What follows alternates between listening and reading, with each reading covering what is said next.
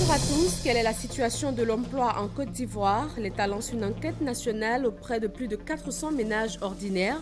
L'opération s'étend sur 2 mois et va coûter 425 millions de nos francs pour une meilleure politique de l'emploi dans le pays.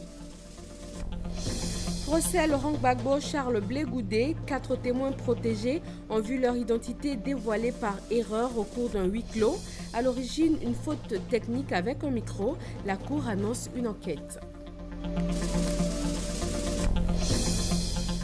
Après 2 mois de suspension, c'est la reprise aujourd'hui du procès d'Hissène Habré au Sénégal.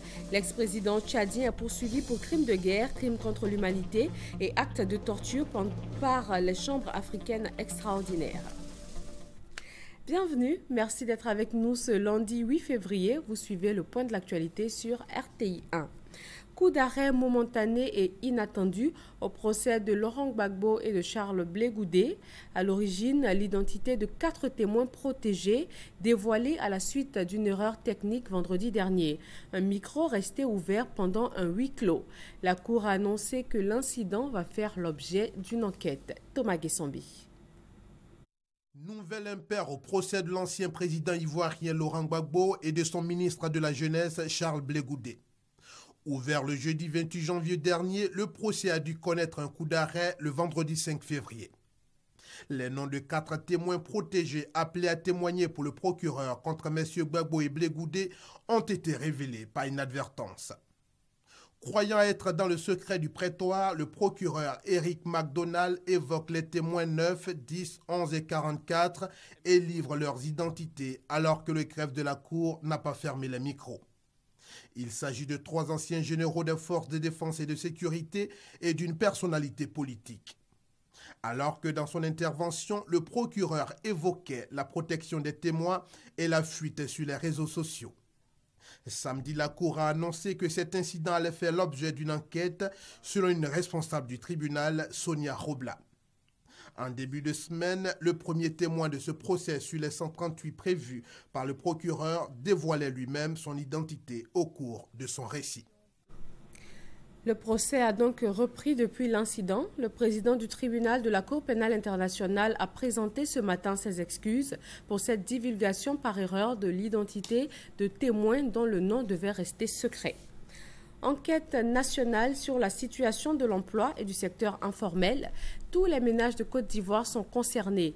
Le fichier du recensement général de la population et de l'habitat 2014 constitue la base de sondage. L'opération s'étend sur 2 mois. Elle va coûter 425 millions de francs à l'État de Côte d'Ivoire. L'objectif principal est d'actualiser les données sur l'emploi pour une meilleure planification de la politique de l'emploi. Et voilà des jeunes qui ont décidé de lutter contre le chômage. La Jeune Chambre universitaire vient d'initier une formation sur l'auto-emploi pour aider les jeunes diplômés à s'insérer dans la vie socio-professionnelle. Quels sont les secrets pour créer sa propre entreprise et devenir un grand entrepreneur? Justine Saduquet. Ils sont nombreux, ces jeunes bardés de diplômes qui ont du mal à se trouver un emploi décent après leur sortie d'université. Le taux de chômage des titulaires du DSS est de 23,9% et celui des titulaires du master de 42%, selon une étude de l'AGEP, Agence d'études et de promotion de l'emploi, effectuée en 2012. Les causes de ce chômage souvent évoquées, l'inadéquation formation-emploi et les règlements du marché du travail. L'alternative pour sortir de ce gouffre, c'est non seulement la formation universitaire, mais ce sont aussi les compléments de formation que la plupart des étudiants acquièrent sans trop de contraintes dans des associations telles que la Jeune Chambre internationale Côte d'Ivoire. Cette organisation est une école de formation au leadership qui forme des dirigeants par des techniques, par la prise de responsabilité, avoir le sens de l'entrepreneuriat. Grâce à la Jeune Chambre, je sais aujourd'hui quand je dois aller à un entretien d'embauche, comment me comporter. Parce que nous avons suivi la formation avec d'autres étudiants qui sont à la recherche de l'emploi. Et je crois qu'avec ces formations-là, on peut dire à un étudiant comment il doit procéder pour entreprendre. Pour cette année 2016, la Jeune Chambre internationale section universitaire entend créer une plateforme interactive entre le monde universitaire et le monde de l'entreprise à travers un forum sur les stages et emplois jeunes. Nous allons donner la capacité aux jeunes étudiants de créer des opportunités d'emploi, de créer des opportunités de richesse. C'est pour ce sens-là que nous avons fait aujourd'hui cette rentrée solennelle, mais tout au long du mandat, nous avons des activités comme le forum sur les stages et emplois jeunes, des formations publiques et l'immersion grâce à Yakoli Village École Ouverte au sein d'un village qui fait du développement local. Il s'agit pour cette association de contribuer aussi à la recherche de solutions adéquates à l'épineux problème de l'emploi. Ainsi, la Jeune Chambre internationale, qui compte 30 organisations locales et 1000 membres en Côte d'Ivoire, se présente aujourd'hui comme un outil de lutte contre le chômage des diplômés. La Bourse régionale des valeurs mobilières BRVM a atteint en décembre 2015 le chiffre record de 7 500 milliards de nos francs en termes de capitalisation. Selon les spécialistes du marché financier, ces bons résultats sont une opportunité pour de potentiels investisseurs en quête de capitaux. Paul Quadio et Moussa Konaté. La Bourse régionale des valeurs mobilières respire la grande forme à l'analyse des performances enregistrées en 2015. Une opportunité pour les potentiels investisseurs qui s'intéresseraient au marché financier de l'UEMOA. La croissance économique de nos États se trouve à l'intérieur des sociétés. L'introduction de ces sociétés en bourse et la production des richesses qui va en ressortir pourra être redistribuée à la population à travers leur investissement sur le marché financier et notamment la bourse. On a constaté que la BRVM a dégagé une performance de 17%, ce qui est un taux extraordinaire. Donc cela démontre encore qu'il est important pour les particuliers d'investir en bourse pour gagner beaucoup d'argent. Les investisseurs déjà actifs sur le marché le confirment. Ils réalisent dans la discrétion la plus totale de grosses plus-values. Nous qui sommes à la bourse, ils sommes les premiers à investir, on a vraiment profité. Le mécanisme est tout simple. L'investissement en bourse se fait par l'entremise d'une société de gestion et d'intermédiation SGI agréée chez laquelle l'investisseur ouvre un compte titre. C'est donc la SGI qui exécute les ordres d'achat et de vente en son nom. L'investisseur peut se faire conseiller par des spécialistes pour ces opérations. Beaucoup de structures sur la place ont l'expertise pour cela. Il y a ce qu'on appelle les SGP, les sociétés de gestion du patrimoine, voilà, qui peuvent vraiment vous conseiller. Il y a des fonds communs de placement. Il y a des équipes d'analystes qui sont dédiées pour faire fructifier les fonds que vous avez. Avec une capitalisation qui atteint 7 500 milliards à fin 2015 et une valeur de transaction qui se situe à plus d'1 milliard par jour, la place financière de l'UEMOA offre aux particuliers et aux entreprises une rentabilité à long terme de leur épargne. La neuroendoscopie, une nouvelle technique qui fait son entrée dans la médecine ivoirienne. Elle permet d'opérer les tumeurs du cerveau sans l'ouvrir. Première série d'opérations du 1er au 6 février pour 11 patients. Herman Niamia. La neuroendoscopie fait son entrée en Côte d'Ivoire. Ici, des médecins en pleine séance d'opération dans une clinique à la Riviera 3. L'équipe du professeur Aïdara, chef des services de neurochirurgie au CHU de Bouaké, tente de sauver un patient d'une tumeur de l'hypophyse appelée adénome hypophysaire. Vous voyez sur cette coupe, on voit bien la position de la tumeur par rapport à la boîte crânienne. Et nous allons passer ici par la narine pour arriver directement à la tumeur. La technique utilisée pour cette intervention est la neuroendoscopie. Habituellement, les arrêts de cette tumeur se fait par ouverture de la boîte crânienne, d'accord, ou on peut passer par d'autres voies, mais qui sont très délabrantes. Et dans la technique que nous sommes en train d'expérimenter ici, elle consiste donc à retirer cette tumeur en passant par les fosses nasales avec un endoscope. Donc c'est une vidéochirurgie. Cette tumeur-là, prise en charge en Europe, coûte à peu près 20 000 euros, c'est-à-dire près de 15 millions. Donc les évacuations qui se faisaient coûtaient soit à l'État, soit aux assurances 15 millions. Or, localement, avec 3 ou 4 millions, on peut prendre en charge aussi efficacement ce type de tumeur. L'image retransmise sur un écran vidéo permet une bonne vision du champ opératoire. Pour cette intervention chirurgicale, l'équipe ivoirienne de neurochirurgie bénéficie de l'appui du professeur Omar Diallo du Mali et de l'expertise du professeur slovène Roman Bornjak, qui est l'un des pionniers de la neuroendoscopie dans le monde. En 10 ans de pratique, cet expert a déjà opéré plus de 500 patients avec cette technique. The rate of complication is low. Le taux de complication avec cette technique est très faible parce qu'il y a une sécurité du geste, parce que la vision elle est quasi panoramique. On a même l'impression de travailler au sein de la tumeur. J'avais eu une première opération. Et cette opération n'est pas celle-là parce que ça s'est modernisé. Ça a même pris 6 heures. Et cette fois, disons, l'opération propre même n'a pas fait 2 heures. Et aujourd'hui, je me sens parfaitement bien. Pour vulgariser cette technique de vidéochirurgie, des séances d'opération à volet formation ont lieu toute la semaine. Des neurochirurgiens et d'ORL en formation ou déjà confirmés d'Afrique de l'Ouest et du Centre prennent part à ces séances. Il faut dire que c'est un privilège. On a dû aller se former à l'extérieur. Une formation comme ça de 6 jours. Moi, l'année passée, j'étais pour une formation sur cadavres qui m'a coûté 2 000 € seulement la formation. Donc, c'est vraiment un privilège de faire déplacer les spécialistes pour venir vers nous ici. Ça permet de former un plus grand nombre. On vient toujours apprendre auprès des maîtres et des collègues concernant les stratégies et les techniques de prise en charge des patients qui évoluent tous les jours. Et ces cours, effectivement, sont les bienvenus à chaque fois qu'ils ont lieu. La technique est désormais connue des neurochirurgiens ivoiriens. Leur souhait maintenant est qu'elle soit introduite dans les CHU afin de permettre aux populations d'en profiter à moindre coût. Déjà pour ces séances, 11 patients atteints d'adénome hypophysaire et d'hydrocéphalie, c'est-à-dire d'excès de liquide à l'intérieur du cerveau, vont bénéficier de cette technique.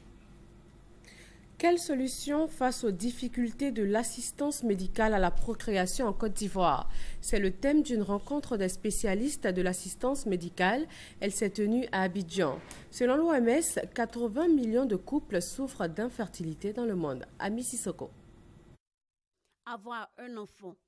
Pour des couples de plus en plus nombreux, ce cadeau de l'humanité est bien difficile à obtenir. Selon l'OMS, 80 millions, c'est le nombre de couples concernés par l'infertilité à travers le monde. 500 000, le nombre de couples qui consultent chaque année afin d'être aidés, soit environ un couple sur 7 pour mettre un terme à leur infertilité que plusieurs facteurs peuvent expliquer.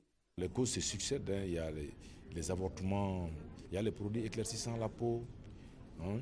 Il y a ce que nous mangeons qui contiennent beaucoup de pesticides actuellement. Hein. Il y a les toxiques, le tabac, il y a le cannabis, l'utilisation excessive des boissons alcoolisées, les médicaments traditionnels qui agissent sur la réserve ovarienne de la femme et de l'homme. Il y a les nouveaux instruments de communication, notamment les téléphones portables qui émettent des ondes magnétiques, la télévision, le Wi-Fi, il y a le stress. Pour les couples en quête d'enfants, rien n'est perdu. La médecine reste un recours pour procréer. Ici intervient l'assistance médicale à la procréation, l'AMP. Après 35 ans, on sait très bien que la fertilité décline et avoir recours à la fécondation in vitro peut parfois être délicat, c'est long, ça peut engager finalement un investissement pas seulement financier mais personnel parce que ce sont des traitements lourds. Quand on voit qu'un couple n'arrive pas à avoir un enfant seul au bout de 2 ans, c'est la définition de l'infertilité, hein. Il faut absolument consulter un spécialiste référent. L'assistance médicale à la procréation, l'AMP, permet de trouver des solutions adaptées à chaque couple, à chaque situation et de répondre aux désirs du projet parental. À Abidjan, où se sont réunis cette fin de semaine, les spécialistes de l'AMP de Côte d'Ivoire et de plusieurs autres pays se sont intéressés aux techniques nouvelles dans leur domaine. C'est important que les collègues, on soit au même niveau d'information, pour qu'ils sachent qu'à un certain moment, il faut savoir passer la main. Il faut savoir explorer correctement le couple infertile. Bien souvent, nous recevons des femmes qui disent qu'elles ont fait tous les examens et on n'a rien trouvé. Et quand nous on lance le vrai bilan de base, on trouve qu'il y a des anomalies ici et là. Il nous faut ce genre d'enseignement. Là, par exemple, le docteur Schiffer nous a dit qu'on n'avait pas seulement à faire le spermogramme et qu'il y avait d'autres techniques. Et moi, je ne le savais pas. Au cours de cette journée d'enseignement post-universitaire, marquée par des partages d'expériences, l'existence de solutions pour les couples en difficulté a été réaffirmée avec force par les spécialistes de la procréation. L'infertilité chez la femme, aussi bien que chez l'homme, peut être combattue avec succès pour le bonheur des familles. Les obstacles à la concrétisation de la politique de l'école obligatoire en Côte d'Ivoire. Les préfets à la tête des comités régionaux sont chargés de les identifier. Ils vont échanger avec les populations de leur région pour identifier les moyens humains, infrastructurels et stratégiques nécessaires pour faire de l'école obligatoire une réalité partout dans le pays. Léon Pro. En septembre dernier, l'État ivoirien rendait obligatoire par loi l'école pour les enfants des deux sexes âgés de 6 à 16 ans. 5 mois après la rentrée des classes, un constat, au moins 21% des 8 millions de ces enfants, selon le ministère de l'Éducation nationale, sont encore hors du système scolaire. Est-ce pour insuffisance ou manque de moyens d'éducation? N'est-ce pas le fait des civilisations ou du pouvoir d'achat des parents?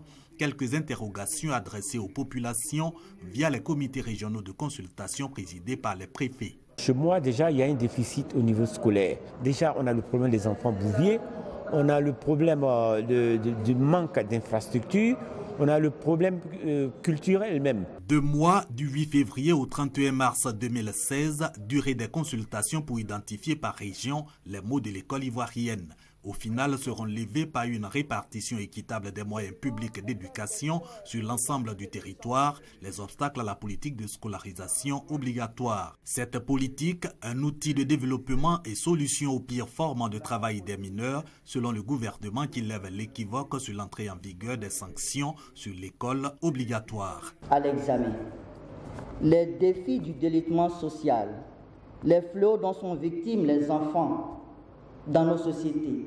Je veux parler des enfants soldats. Je veux parler des enfants qui sont utilisés abusivement dans les champs ou dans les exploitations minières clandestines. C'est donc bel et bien la solution pour l'avenir de la Côte d'Ivoire que vous venez de déployer à travers cette loi. Avant de prendre des sanctions, le gouvernement va s'atteler à faire construire des écoles dans toutes les localités de Côte d'Ivoire.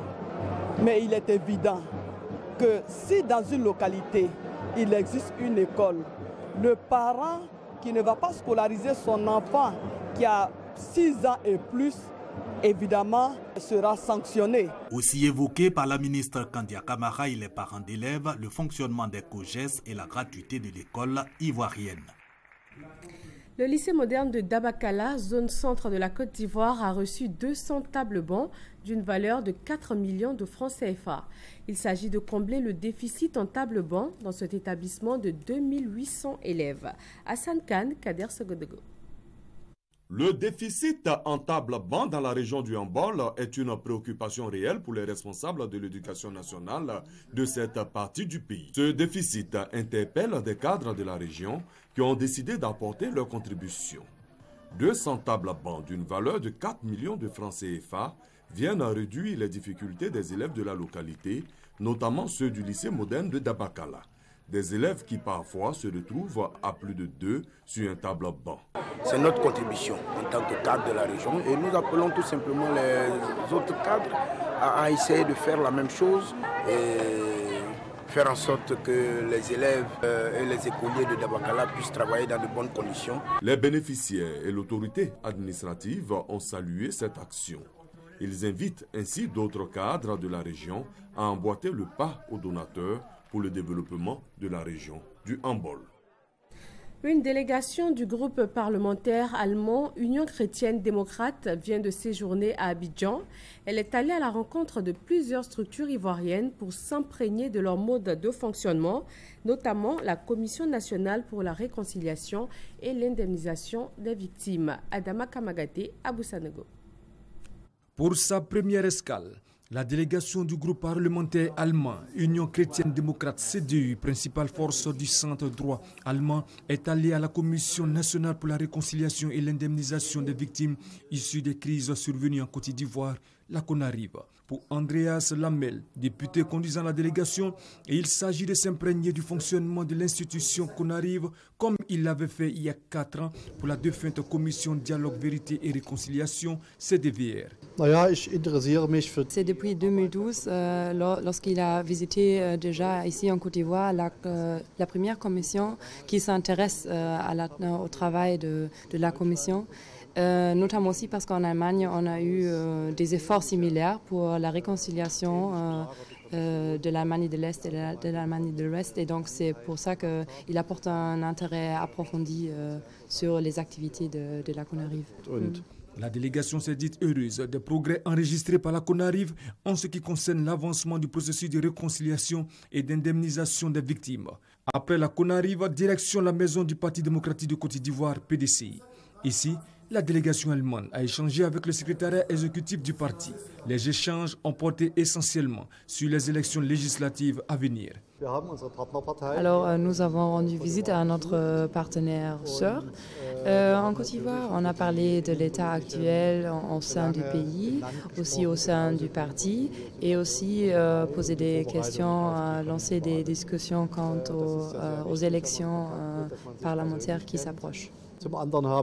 Après Cocody, cap sur le plateau, où la délégation allemande était attendue par le Conseil des jeunes du district d'Abidjan, Kojeda, pour parler d'immigration illégale des jeunes vers l'Europe. Le député de la CDU a exhorté les jeunes à l'entrepreneuriat, à la bonne formation afin de favoriser les investissements, des vecteurs qui, selon lui, peuvent freiner l'exode des jeunes vers l'Europe. Après Abidjan, la délégation du groupe parlementaire allemand Union chrétienne démocrate, CDU, grande majorité au Parlement allemand avec l'Union chrétienne sociale, va s'envoler pour Niamey au Niger. La ministre de la Protection de la Famille, de la Femme et de l'Enfant a rencontré les associations féminines et les partenaires au développement. Elle a recueilli leurs aspirations avant de leur faire part des ambitions et perspectives de son ministère. Patricia Omouetia nous fait le point de la rencontre. Une rencontre conviviale qui a vu la participation active des associations féminines et des partenaires au développement intervenant dans la thématique femmes et familles. Occasion pour la ministre de la Promotion de la Femme, de la Famille et de la Protection de l'Enfant d'exposer sur sa feuille de route. Je ne voudrais pas que notre ministère soit associé à la corruption, au détournement, à tout ce qui est immoral ou illégal. L'un des principes essentiels, c'est aussi la rigueur. Ne négligez aucun détail dans votre travail. Je vous ai dit que le ministère serait un ministère de souveraineté. Si on commence à négliger les détails, on ne va pas y arriver. Donc vraiment, je voudrais compter sur vous, ce qui suppose naturellement la persévérance, un bon cadre de travail défini, des méthodes associées pour réussir. Euphrasie Yao a également présenté les objectifs et les innovations de l'édition 2016 de la Journée internationale de la femme prévue pour le 8 mars prochain. Les différentes commissions ont exposé sur l'avancée des travaux préparatoires de cet important rendez-vous. La ministre a donc félicité ses collaborateurs et les a exhortés au travail. Parlons agriculture, le Conseil du coton et de l'anacarde s'attaque aux acheteurs véreux qui grugent les producteurs à chaque campagne. Les 1700 membres des comités villageois des départements du Ouorodougou, du Béré et du Haut-Sassandra ont été formés aux techniques de vente groupée. Soro Corona et Charles Tatou. 574 comités villageois issus des 23 sous-préfectures des départements du Béré, Ouorodougou et du Haut-Sassandra sont désormais installés. Des comités villageois qui ont pour mission de sensibiliser les producteurs sur les dispositions commerciales en vigueur au titre de la campagne 2016 de la noix de cajou. Cette réforme du Conseil du coton et de l'anacarde vise à produire de l'anacarde de qualité et en quantité. La délégation régionale de Séguéla a donné aux membres de ces comités les rudiments nécessaires pour la vente groupée. Quand on a sillonné les différents départements, on s'est rendu compte que non seulement les producteurs adhèrent à cette initiative venant de la direction générale, nous comptons sur la disponibilité de l'organisation pour que cette phase pilote qui est conduite sur 3 régions administratives puisse faire tâche d'huile. Cette organisation mise en place par le Conseil du coton et de l'anacarde est saluée par les producteurs. Pour eux, La vente groupée viendra résoudre la question des acheteurs véreux. À partir d'aujourd'hui, notre produit sera regroupé et vendu. On ne veut plus les pisteurs qui n'ont pas de papier. Je demande à tous les paysans, pour les producteurs qui ne font pas le groupement, de faire le groupement. Les ventes en détail, ça ne nous rapporte rien. Plus de 1700 responsables de ces comités villageois sont chargés de sensibiliser les producteurs au respect des bonnes pratiques agricoles pour une meilleure production. Au titre de la campagne 2014-2015, la zone du Ourodougou a produit plus de 76 000 tonnes de noix de cajou. Week-end de pèlerinage à Yamoussoukro, un grand rendez-vous des fidèles catholiques pour marquer le 65e anniversaire de la Légion de Marie en Côte d'Ivoire. Charles Tatou. La Légion de Marie se pratique en Côte d'Ivoire il y a de cela 65 ans. Pour la célébration du 65e anniversaire de ce mouvement chrétien catholique, un pèlerinage a été initié avec l'appui de la Direction générale des cultes à la basilique Notre-Dame de la Paix de Yamoussoukro. Pèlerinage auquel ont pris part les légionnaires des autres pays de la sous-région, notamment le Mali et le Ghana. Il y a l'espérance en Côte d'Ivoire par rapport à la Légion de Marie, parce que la jeunesse est en éveil. Nous étions émerveillés de voir tant de jeunesse. Nous avons commencé avec un présidium. Aujourd'hui, nous sommes à des milliers de présidiats, des milliers de conseils et nous sommes au top niveau, c'est-à-dire le Sénatus. Nous sommes deux pays en Afrique occidentale française à être à ce niveau, la Côte d'Ivoire et le Togo. Un séjour bien rempli avec des rencontres d'échanges et une grande veillée de prière. Officiant de la messe de clôture du 65e anniversaire de la Légion de Marie, Monseigneur Alexis Touabli Youlo, évêque du diocèse d'Agboville. Il a mis l'accent sur le pardon mutuel et l'amour du prochain. Je nous invite tous au pardon. Pourquoi? Parce que c'est par le pardon qu'on arrivera à la réconciliation et à la paix. Dans notre pays, nous avons connu des moments difficiles. Il y a encore peut-être des rancœurs et tout. La Légion de Marie a démarré ses activités en juillet 1950 à Abouasso. Reprise aujourd'hui du procès d'Hissène Habré au Sénégal après 2 mois de suspension. L'ex-président tchadien est poursuivi pour crimes de guerre, crimes contre l'humanité et actes de torture par les chambres africaines extraordinaires. Pendant 5 jours, les avocats des victimes, le parquet et les avocats d'Hissène Habré vont se succéder devant la cour. Ils risquent les travaux forcés à perpétuité. En Algérie, le Parlement a adopté dimanche une nouvelle constitution, un texte que Abdelaziz Bouteflika aura amendé 3 fois depuis qu'il est président. Non soumis à débat, il a été approuvé à main levée par 499 parlementaires. Il consacre le retour au principe d'un mandat présidentiel d'une durée de 5 ans, renouvelable une seule fois. Au Darfour, dans l'ouest du Soudan, environ 50 000 civils ont fui d'intenses combats entre les forces gouvernementales et les rebelles. Ils sont, selon l'ONU, dans une situation humanitaire désespérée. L'accès étant particulièrement difficile, selon les organisations non gouvernementales, à cause des affrontements dans la région.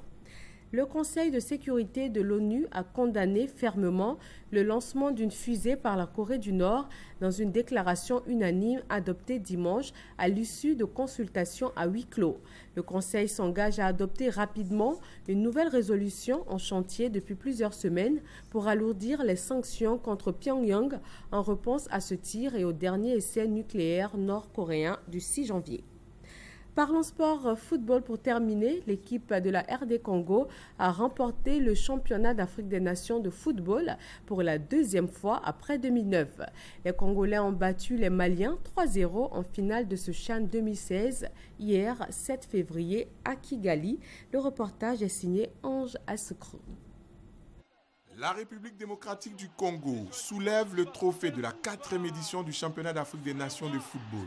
En finale, la RDC a littéralement dominé le Mali sur le score de 3-0. Meshak Elia qui signe un doublé et Bolingui qui inscrit le 3e but sont les bourreaux des Maliens. Les léopards ont été donc sans pitié pour des aigles du Mali qui n'ont pas été à la hauteur de cette finale.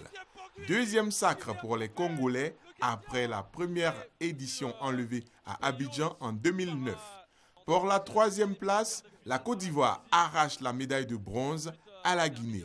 Un but contre son camp de Youla et une superbe réalisation de Gbagnon Badié permettent aux éléphants de terminer honorablement ce CHAN Rwanda 2016. C'est la fin de ce journal. Merci de rester avec nous sur RTI 1. Très bon début de semaine à tous.